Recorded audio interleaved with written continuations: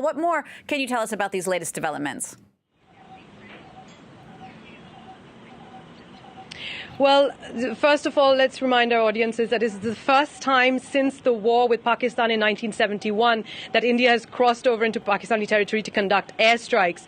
Usually skirmishes around the line of control, which is the de facto border with for Pakistan and India, is not uncommon, but strikes of this nature are extremely rare. As you heard the Foreign Secretary over there, he did say it was a preemptive strike, and he did say that that these militants from the Jaish-e-Mohammed, which is the group that claimed the attack that took place earlier this month in Kashmir, that they were planning other attacks on Indian territory, and Indians are claiming that 300 odd militants were killed in this attack. Pakistan, on the other hand, is downplaying this attack. They're saying that there was no damage from these airstrikes, there were no casualties. In fact, the Pakistani army spokesman said earlier today on Twitter that the Indian jets had to scramble hastily and leave hastily after dropping their payload because Pakistani jets were gathering. So we're getting conflicting narratives of what really went on over there.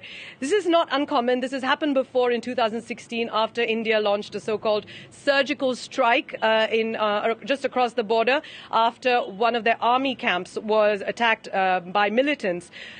So these kinds of conflicting narratives are common from India and Pakistan. It shows that both the countries want to come out on top. Shreya, now this is just, of course, the latest twist in a very tumultuous and long history between India and Pakistan. Give us a bit more context here.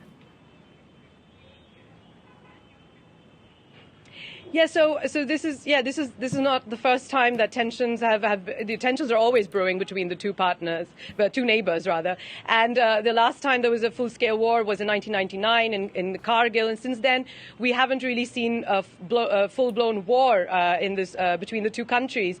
But let's remember also what the context is right now in India.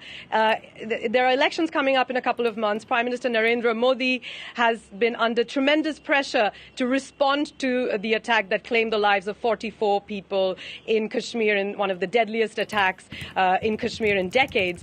So people have been congratulating him. People have been congratulating the Air Force, and even all political parties have been united in saying that this was the right thing to do.